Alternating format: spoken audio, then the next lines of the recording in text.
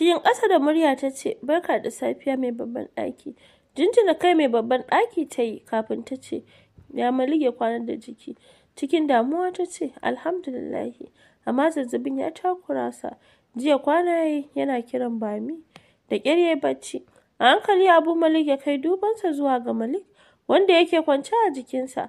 Sai a lokacin ya lura da ramewar da yaron ya yi, ga wani hucin zafi da yake fitarwa. A hankali cike da tsoro, kamar mai shirin taɓa wuta, ya shafa wuyan Malik. Zafin da ya ji ne ya sanya shi limshe idanunsa. Lokaci guda kuma tausayin ɗan nasa ya ratsa masa zuciya. A hankali ya shafa kansa ba tare da ya ce komai ba. Ba jimawa kuma ya miƙe yana jin lokacin da Bola ta ce, morning Abu Malik, ya jikin. Banza ya yi mata. A hankali ya ci gaba da tafiya da sauri. Da sauri Malik ya riƙe hannunsa yana faɗin, ba mi zan bi ka. Rikakkun idanunsa ya zuba wa yaron, wanda yake tsananin kama da shi. Domin kamanninsa da Malik har mamaki yake basa, ba tare da ya hana Malik ba. Sanya hannunsa tare da ɗaukansa cak ya rungume sa. Kana ya juya cike da natsuwa ya bar ɓangaren. Yana fita ya haɗu da Salima da Sharafuddin. Murmushi Sharafuddin ya ce, a'a, yau kai da Malik, like father like son. Salimar da ke tsaye cikin shirin makaranta ta ce, zaki, Allah komai naka mai son ya kwashe. Ina ga sauran kaɗan ya fara buga ball a gidan nan. Ta faɗa tana kama hannun Malik da sauri. Ya ƙara runguma hannun mahaifinsa da kyau, saboda gani yake yana sauka zai gudu ya bar sa. A sanya Abu Malik ya sauke numfashi tare da ware idanunsa. Cikin kasala ya kalli Sharafuddin ya ce, bro, ya faɗa a hankali. Sharafuddin ya ce, mun ji abin alkhairi. Allah ya sanya alkhairi. Salimar da ke yi wa Abu Malik da Malik hoto a iPhone ɗinta ta ce, wallahi I am so much happy zaki. Baka ji daɗin da na ji ba. Sai na zo siyan shoes da JC masu kyau na kamfanin J&J. Wani sangartaccen murmushin gefen baki Abu Malik ya yi, wanda kai tsaye ba za ka kira sa da murmushi ba, saboda rashin sabo da yin murmushin. Kafin ya ɗanyi gaba yana faɗin, thank you bros and six. Ya faɗa yana yin gaba, yana jin yadda Malik yake sauke numfashi mai zafi. Alamar tuni bacci ya ɗauke sa. Kai tsaye mota ya nufa, inda ya samu PA Samir na jiransa. Karɓar kayan hannunsa ya yi, shi kuma ya shiga mota yana ɗauke da Malik. Kamar kullum sai bayan isha'i ya dawo gidan, saboda aikin da ya masa yawa. Ganin dare ya yi ne ya sanya ya nufi sasansa da Malik. A nan ya bar sa ya kwanta, shi kuma ya shiga wani ɗaki ya kwanta shi da Sweet. Washe gari wajen 11 na safe, Umma Aiman ta shigo sa sannan Abu Malik. Yau gaba ɗaya makara ta yi. Kai tsaye ɗakin da Julde take ta nufa, tana zuwa ta ga babu kowa ciki. Da mamaki ta shiga bayi, ta san cewa ba lallai tana ciki ba. Ga tunaninta kuwa ba ta cikin. Da sauri ta nufi ɓangaren Abu Malik. Tana zuwa ta samu Malik zaune da Sweet suna wasan ƙwallo. Tashin hankali ya bayyana a fuskar Umma Aiman. Ina Julde za ta? Da wani idon za ta fita? Babu inda bata shiga a cikin ɓangaren Abu Malik ba, amma babu ita. Cikin kiɗima da kuma tashin hankali, ta shiga kiran namban Abu Malik. Sai da ta yi kira wajen 3 kafin ya ɗaga. Lokacin yana tsaka da drawing na wata sabuwar jesi. A hankali ya sauke numfashi tare da yin baya. Yana ɗan tsotsan labbansa. Cikin wata murya ya ce, Ummu. Jin murya Abu Malik ya sa Ummu faɗan, zaki, ban ga Julde ba. Cikin rashin fahimta ya ɗan saki labbansa kafin ya ce, wace ce haka? Wani haushi ne ya kama Ummu Aiman. Cikin ɗan faɗa ta ce, oh, saboda ina rabuwa da kai ko? Matarka ce, baka sani ba? To ka sani duk abin da ya same ta wallahi laifinka ne. Tawa baki yayi kafin cikin nutsuwa ya ce, to ban ganta ba. Ya faɗa hakan ya kashe kira. A hankali kuma cikin wani irin sabon yanayi ya juyar da kansa tare da soke ganinsa a kan Julde, wadda take kwance a saman kujerar ofis ɗinsa tana bacci.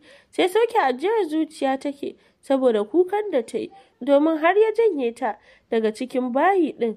Domin har ya janye ta daga cikin ɗakinta ya kawo ta ofis ɗinsa. Bata san ko wane ne ba. Hakan ya sa ta tsorata. Tsoron da ya yi mata yawa ne kuma ya sa gaba ɗaya ta kasa fahimtar yanayin sauyin bugawar zuciyarta. A hankali ya zama idanunsa daga kanta tare da mai da kallonsa ga zanen da yake. Cikin nutsuwa ya ci gaba da zane. zabbin designer na JC masu kyau da tsari. Yana nan zaune har lokacin sallah azuhur ta yi. A hankali ya miƙe yana tattara hannun rigarsa. Cikin nutsuwa ya nufi bayi.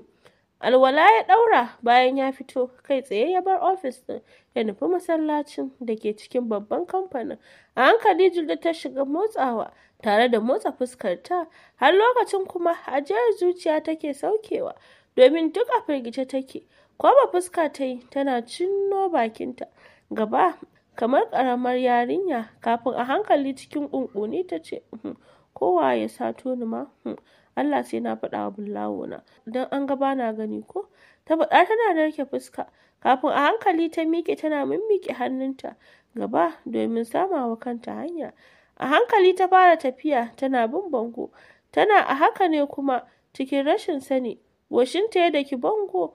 Wata gigitacciyar ƙara ta saki tare da zubewa a wajen tana yarfa hannu. Nan da nan kuma wajen ya kumbura. Jini ya taru a cikinsa. Wata azaba ce ta shiga ratsa dukkan jijiyoyin jikinta yayin da jikinta ya ɗauki rawa da kyarma. Gaba ɗaya ta firgice ta shiga rera kuka tana yarfa hannunta. Abu Malik da ke tsaye shi da PA yana sauraron abin da PA yake faɗa masa. A hankali ya shiga sauke numfashi yana ɗan lumshe idanunsa kafin ya ware idanun da suke ɗauke da gajiya akan PA. Cikin ƙasa da murya ya ce, wani date aka sanya? Rusunawa PA ya yi cikin girmamawa ya ce, ba a sanya date na ƙaddamar da sabbin kayan namu ba, amma mun gama komai, kai kawai muke jira, domin a lokacin za a haɗa da bikin buɗe kamfani baki ɗaya ne. Hannayensa duk biyun ya zuba a wandon jikinsa kafin ya ɗan tauna leɓɓansa yana fitar da iska daga cikin bakinsa. Kana a hankali kamar mai raɗa ya ce, ka yi komai PA. Ya faɗa a taƙaice tare da juyawa ya fara tafiya. Da idanu PA ya bisa sosai yake mamakin Abu Malik. Gashi dai kamfanin nasa ne, amma yana abu like an masa dole. Ɗauke wannan tunanin ya yi a ransa kafin ya ce, sa. Jack Abu Malik ya tsaya a hankali ya juya ya kalli PA da wannan narkakkun idanun nasa. Ɗauke da wasu sinadaru mai narkar da zuciyar mai kallonsa. Ware idanun ya yi sosai. Hakan ya sa PA fahimtarsa ya ce, sa, wasu sun buƙaci ganinka saboda suna buƙatar kayan wannan kamfanin. Na ce zan shirya musu appointment da kai. Hakan ya sa nake gaya maka yanzu domin na ji wace rana kake firi sai na yi musu magana ta Gmail ɗinsu. PA ya faɗa yana yin ƙasa da kansa domin sam ba zai jura ganin ƙwayar idanun Abu Malik ba. Abu Malik kam wuri ya yi wa PA da gajiyayyun idanunsa kafin a hankali ya janye idanunsa ba tare da ya ce komai ba domin baya jin zai iya magana a wannan lokacin. Juyawa ya ci gaba da tafiya yana shirin ɗora hannunsa a saman handle ɗin ƙofar PA ya ƙara faɗin. Da wani sauri ya juya ya kalli PA cikin yanayin damuwa da kuma zafin zuciya. Ya buɗe baki da niyyar yin magana sai ya fasa saboda wani gigitaccen ihun da ya jiyo daga cikin ofis ɗinsa. Haka zubar min da ti. Da sauri ya juya yana mamakin ihun menene haka domin da gaske ya manta da batun Julde. Yana ƙoƙarin juyawa ga PA ya ƙara jin ihun a karo na biyu. Da sauri ya murɗa handle ɗin tare da ɗan tura kansa ciki. Idanunsa ya shiga harbawa sosai. Ihunta ya sanya kansa sarawa. A hankali ya ƙara tura kansa ciki. Can ya hange ta durƙushe sai kuka take tana yarfa hannu. Idanunta ya ƙura ma ido. Ganin yadda take yi kamar ƙaramar yarinya. Gaba ɗaya kuma yar doguwar rigar jikinta ta tattare daga ƙasa. Faran manyan cinyoyinta sun bayyana sai glowing suke. PA da ke bayan Abu Malik wanda shi ma ya kasa tafiya saboda ihun da ya ji da ɗan sauri cikin yanayi na kulawa ya ce, sa me ya faru? PA ya tambaya yana ƙoƙarin tura kansa cikin ofis ɗin domin ganin abin da yake faruwa. Ganin haka ne kuma ya sa Abu Malik haɗa fuska yana ƙara faɗin cikin wata dakakkiyar murya ta ba da umarni ya ce, PA ka bar wurin nan.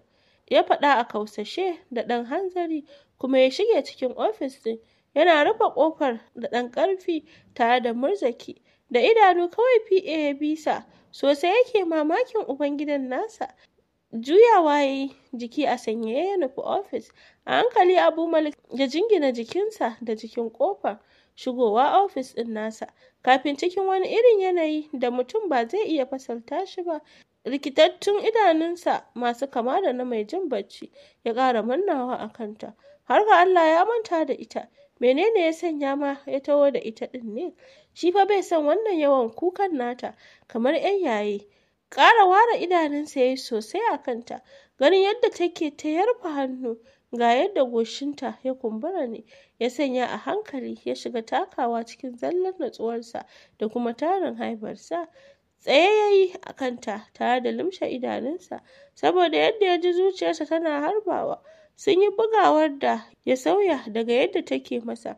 Tsananin zafin da ya yi wa Jul da yawa ne, ya sanya ta ƙara sakin kuka. Domin ɗan bugewar da ta yi ya haddasa lankwasewar yatsarta, wacce take jin har wani ƙara ta yi. Hakan ya sanya Jul da ƙara sautin kukanta. Idanunta ya yi jajir, ga wata zufa da ke karyo mata. A hankali ya ƙara jan ƙafafunsa zuwa inda take durƙushe. Duk sumar kanta, wacce zuwa yanzu ta fara tsayi sosai, ta ɗan yamutse, fuskarta ta yi ja lokaci guda. A karo na barkatai ya ƙara runtse idanunsa, gaba ɗaya ya kasa ƙarasawa inda take durƙushin. Ba wai kuma shakkar ta yake ba, a'a kawai tsoro da kuma fargaba su ne suka yi wa zuciyarsa yawa. Bai taɓa tunkarar wata mace da niyyar ba ta kulawa ko ya rarrashe ta ba. Hasali ma baya kallon Jidda a matsayin mata kamar yadda Sa'ad suka faɗa masa. Kawo yanzu kawai kallon sista yake mata, kamar yadda yake ganin Salimat matsayin ƙanwarsa. Haka ita ma Julde kallon da yake mata kenan. Amma yanayin da yake samun kansa idan yana tare da Salimat daban da yadda yanayin da yake samun kansa idan yana tare da Julde. Wani kalar abu yake ji wanda gaba ɗaya rayuwarsa ƙarya ce, ya san kalar wannan yanayi. A duk sanda zukatansu suka yi kusanci da juna, yana jin wata kalar bugawa da zuciyarsa take masa, wacce take shirin tafiya da dukkan natsuwarsa, har ta kai wani lokaci sai ya dafa setin zuciyarsa da dukkan hannayensa. Lokaci zuwa lokaci kuma yakan ji wani abu mai kama da sanyi na sauka a cikin zuciyarsa. Ƙarar da ta kuma saki ne ya sa shi dawowa daga duniyar tunanin da ya shiga. A ɗan tsorace yana kwaɓa fuska tare da langwabar da wuya gefe, ya ƙara matsawa gare ta bisa yarda da kuma bin umarnin zuciyarsa. Ya zube a gabanta inda take durƙushin. A hankali ya shiga yawo da idanunsa kanta. Ba zai ce kallon tsaf yake mata ba, amma duk namiji mai cikakken lafiya idan ya kalli Julde sai ya ji mood ɗinsa ya canza, ko ya ji harbawan zuciyarsa. Amma shi maimakon ya ji wannan yanayin sai dai ya ji kansa ya sara da ƙarfin gaske. Zuciyarsa ta yi tsalle kamar za ta faso ƙirjinsa ta fito. Ajiyar zuciya Julde ta sauke lokacin da ta ji saukar numfashinsa a gefen fuskarta. Cikin yanayi na ɗimuwa da kuma azabar da take ji, ta yi saurin juyowa zuwa inda take jin saukar numfashinsa. Cikin sakin salonta na shagwaba, ta miƙa hannunta cikin sa'a. Hannunta ya sauka a kan lallausan sajen da ke kwance a fuskarsa. Ajiyar zuciya ta saki, yayin da shi ma ya sauke tasa ɓoyayyar ajiyar zuciya. Ba tare da ta ji ba, sosai ya ji wani iri a tsakiyar kansa. Ƙara manna hannunta ta yi a saman sajen, domin so take da tabbatar da cewa bullawo ɗinta ne. Duk da cewa tuni zuciyarta ta ba ta amsar abin da take tunani, saboda harbawar da take mata. Ɗaga hannunta ta yi za ta ƙara mannawa, da sauri ya sa nasa tafin hannun wanda yake tsatsafo da gumi ya rike mata hannun nata. Fuska ta kwaɓe cikin muryar da kuka ya ci ƙarfinta. Ta buɗe bakinta da niyyar magana, sai kawai kuka ya kwace mata. A hankali ta miƙe duk hannayenta guda biyu, cikin sa'a kuwa hannunta ya faɗa tsakiyar ƙirjinsa, wanda ya ɗan buɗe botul ɗin gaban rigar tasa. Kasancewar kuma babu singlet ciki, ya sa gaba ɗaya hannayenta ya sauka a saman lallausan baƙin gashin ƙirjin nasa da suke kwance, sai ƙyalli suke gwanin sha'awa. Yar karon farko a rayuwarsa ya ji tsigar jikinsa ta zube tare da mimmiƙewa. Da sauri ya rintsa idanunsa, saboda wani abu da ya ji yana masa yawo a saman fatarsa kamar kiyashi. Idanunsa ya lumshe da sauri kuma ya shiga sauke ajiyar zuciya. A hankali ta fara yawo da hannunta da ke tsakiyar ƙirjinsa kamar mai neman wani abu. Julde kam mamaki da kuma tarin al'ajabi ne ya kama ta lokacin da hannunta ya sauka a saman tsakiyar kirjin nasa. Laushi da kuma santsin gashin kirjin nasa ya sa ta fara shafawa cikin nutsuwa kamar mai shafa masa mai, cikin son tabbatar da abin da hannunta suke jiyo mata. Ta ƙara nutsa hannunta cikin ƙirjinsa. A hankali ta ɗaga yatsar tsakiyar hannunta ta shiga bin zanen da ke ƙirjinsa a hankali. Hakanan kawai ta ji ɗan kaushi-kaushin zanen lokacin da hannunta ya sauka, duk da cewa ba ta da idanu, amma sosai take fahimtar ba asalin fatar jikinsa ba ce. A hankali kamar tausa ta ƙara yin ƙasa da yatsarta. Cikin sa'a kuma yatsar nata ya faɗa cikin ramin cibiyarsa. Wata kalar ɓoyayyar ajiyar zuciya ya sauke. Cikin wani irin yanayi ya sanya hannunsa duk biyun ya ɗaura a kan kafaɗarta ya matse da kyau. Sosai ta ji abin da ya yi mata, amma gaba ɗaya hankalinta ya karkata zuwa ga zanen da yatsarta take bi. Cikin wani sauri ta murza yatsarta a ramin cibiyarsa.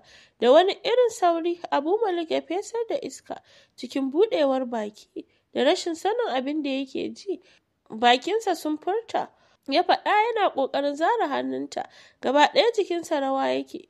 Jijiyoyin kansa sun yi wani irin harbawa, sun fito sun yi raɗa-raɗa. Sai numfashi yake saukewa. Alamar kansa ne ke masifar sarawa da kuma yi masa ciwo. Jidda bakinta na ɗan rawa ta ce, to wannan tsoron na menene kuma? Kawo fuska Abu Malik ya yi cikin wani irin yanayi, kamar ba zai magana ba, sai kuma ya ce, ban so. Ba ta gani bare ta ga halin da fuskarsa take ciki. Cikin rashin damuwa Jidda ta zama hannunta daga cikin cibiyarsa tare da faɗin, Bullawo, ba da kai nake magana ba? Kai ba za ka yi magana ba ne? Kake ta zara idanu?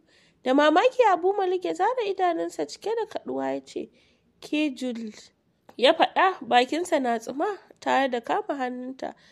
Zai zaro, jikinta ita ma ya fara rawa. Cikin wata sabuwar murya ta ce, ba Julda ba ce, kamar yadda kai ma ba Bullawo ɗinta ba ne.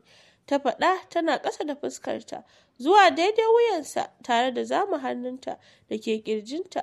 Ta sanya hannunta ta bayan wuyansa. A hankali ta fara nutsa hannunta cikin sumar kansa daga ƙasa kafin ta ce, waye kai? Cikin haɗa fuska Abu Malik ya ce, kamar ya waye ni? Ke zan tambaya, domin ni na daɗe jikin Jalaluddin tun yana zanin goyo. Ina matuƙar jin nauyinki domin na daɗe da sanin cewa kina gab da zama sarauniyar Kanzab. Za ki zama Queen of Kanzab. Ki bar ni jikin Jalaluddin. Allah shi ke tsare rayuwarsa da kuma ni. Duk da kasancewa ta jikin Jalaluddin tun dai Muhammad Jalal, amma hakan bai hana an cutar da rayuwarsa ba. Amma zama na jikinsa yana rage faruwar duk wasu abubuwa. Don haka ki dakata da abin da kike. Cikin yanayi na fusata, ita ma matar da ke kan Julda ta ce, wace kariya kake basa? Akwai kariyar da kake basa ne banda wanda Ubangiji ya kaddara? Ni musulma ce, ba zan bari wani abu ya sake cutar da shi ba, kuma dole na cire masa wannan abun na cikin gashinsa. Idan tabbas kana bashi kariya, menene ya sa ka bar wannan abun a jikin Jalaluddin tun dai Muhammad Jalal? Ka san yanayin da yake sanya sa a lokacin da abun ya motsa. Kana kallon yana aikata abin da duk wani mutum mai cikakken hankali bai dace a ce ya aikata ba. Bai san komai ba. Menene ya sanya ka bar wannan abun a jikinsa? Matar da ke kan Jilde ta ƙara maganar cikin tsawa da kuma ɗaga murya tare da ƙara tura hannunsa cikin sumar kan Abu Malik. Da sauri Abu Malik ya sanya hannunsa ya riƙe nata hannun, wanda kuma a zahiri ne kawai, amma a baɗini sam ba shi ya riƙe mata hannu ba. Fuskar nan a ɗan ɗaure, idanunsa ya yi jajir, ya ce,